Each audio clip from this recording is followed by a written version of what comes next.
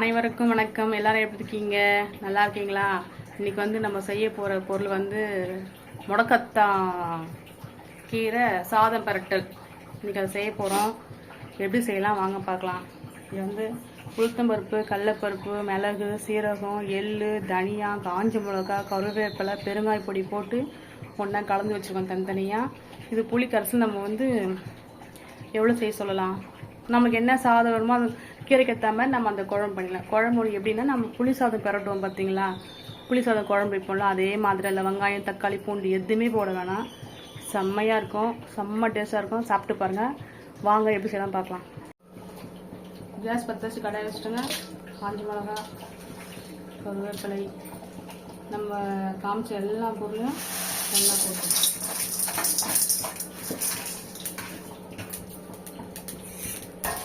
இது பொன்னிறமாக கொஞ்சம் சேர்த்து வச்சு கொஞ்சம் வறுத்துக்கலாம். பொன்னிறமாக வறுத்துக்கலாம் பொடி பண்ணுறதுக்கு.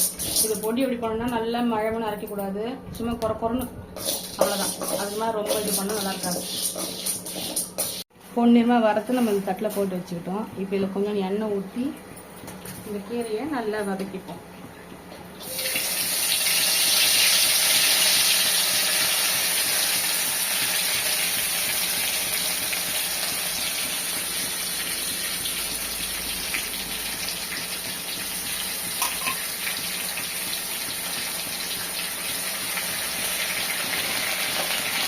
இது விதைங்கன்னா கொஞ்சமாக தான் ஆகும். இது நிறைய சேர்த்துனால இது கொஞ்சம் நிறைய போட்டிருக்கேன் நான். இது கோவில் பண்ணுவோம். இது வெள்ளிக்கிழமை எங்கள் ஊர் மணிவாக்கத்தில் உள்ள மணீஸ்வர ஆலயத்தில் எங்கள் அம்மா மரதாம்பி தாய்க்கு விக்கிரக பூஜை பண்ணுவாங்க. அதுக்காக பிரசாதம் ரெடியாக வருது. அதனால் கொஞ்சம் நிறைய செஞ்சு கொடுத்துட்டு போகிறேன் கோவிலுக்காக.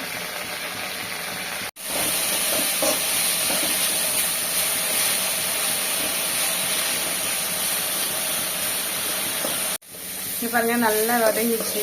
இதை வந்து நம்ம மிக்ஸில் ஆற விட்டு நல்லா குறைன்னு, ரொம்ப குறைன்னு இல்லை, கொஞ்சம் மழமானும் இல்லை, அது மீடியமான கொஞ்சம் அரைச்சிப்போம். இப்போ என் கடுகு போட்டுப்போம். எண்ணெய் காஞ்சிடுச்சு. கடலைப்பருப்பு, வேர்க்கடலை, காஞ்ச மிளகா, உளுத்தம்பருப்பு, சீரகம் போட்டு இதை வறுத்துக்கு போகிறோம்.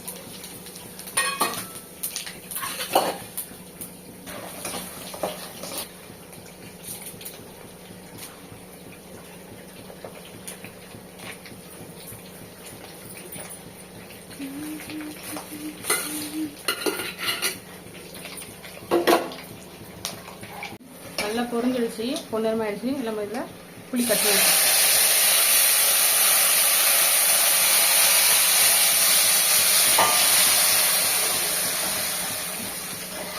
நம்ம டேஸ்ட்டுக்கு ஏற்ற மாதிரி சாதத்துக்கு ஏற்ற மாதிரி போட்டுக்கலாம்ப்பா. இது நல்லா கொதிக்கிட்டோம்.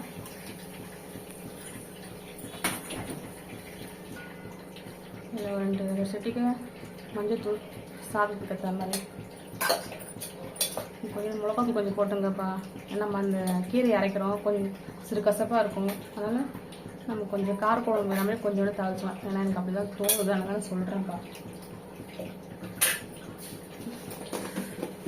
நல்லா கிரேவியுமே நல்லா கொதிச்சு இப்போ நம்ம அரைச்சி வச்சுருக்கோம்ல அந்த விழுது இதை அப்படியே போட்டலாம். முடக்கத்தான் கீரை விதக்கி நம்ம அரைச்சி வச்சுருக்கோம். இதில் போட்டு நல்லா கலக்கி இது ஒரு மாதிரி கலர் மாதிரி வருவார்.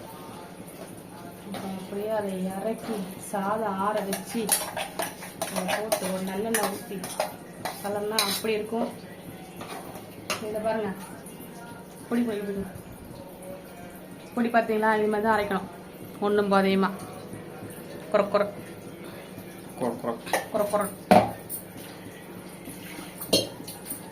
தண்ணி ஊற்றி வேஸ்ட்டு பண்ணக்கூடாது. எங்கன்னா முடக்காதீங்கிற எங்கன்னா பார்த்தீங்கன்னா தயவு செய்து பறிச்சது செஞ்சு சாப்பிடுங்க. ரொம்ப நல்லது உடம்புக்கு. எங்கெங்க நம்ம அங்கங்கே பிடிச்சிட்டு இருக்குதோ அதெல்லாம் அப்படியே ஃப்ரீ ஆக்கி விட்டுருவார் இவர் உள்ள போனாருன்னா.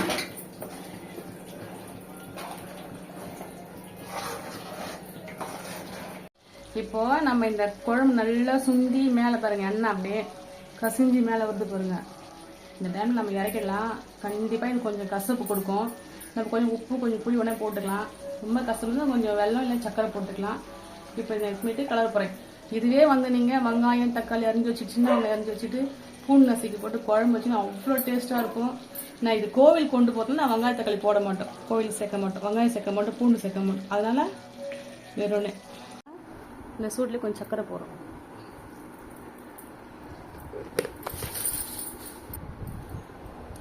அரைச்சி வச்சுருந்தா பவுட்ரு அதை போட்டுருவோம். இதில் கொஞ்சம் நம்ம நல்லெண்ணெய் ஊற்றிக்கலாம்.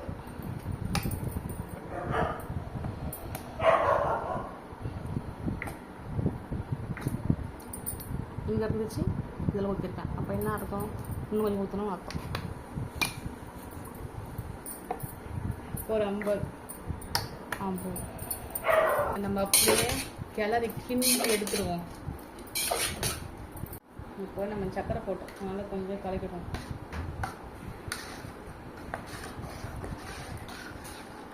இப்போ அப்படியே அந்த எண்ணெயோடு அந்த குழம்பு ஒன்று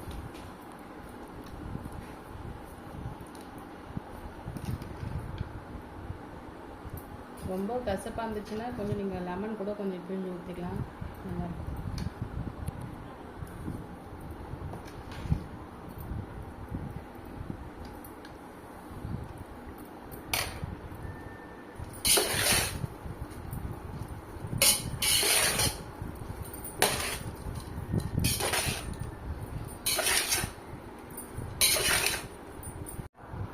உப்பு போட்டுப்போம். ஏன்னா உப்பு கொஞ்சம் கம்மியாக இருக்கிற மாதிரி தருது கண்ணுக்கு. கொஞ்சோண்டு லெமன் போட்டு கொஞ்சோண்டு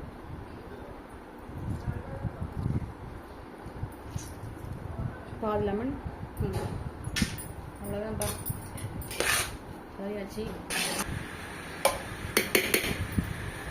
இந்த வீட்டில் செஞ்சு பாருங்கள். இந்த கோவிலுக்காக எதுவுமே போடலை, சாமி அவங்க எதுவும் போட மாட்டாங்கனால இது மீந்து குழம்புல சின்ன வெங்காயம் தக்காளி போட்டு சமைச்சு சாப்பிடுவோம், நல்லாயிருக்கும். கோவில் கொண்டு போகிறேன், அங்கே என்ன சொல்கிறாங்களோ பார்க்கலாம், செஞ்சு பாருங்கள். நன்றி, வணக்கம்.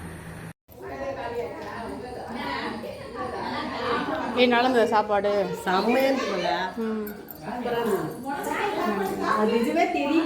முடக்க வாங்கிறேன்.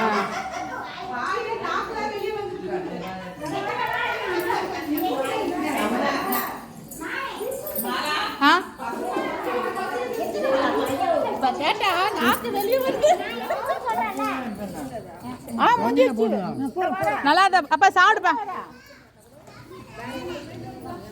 ஏன் இங்க தோணி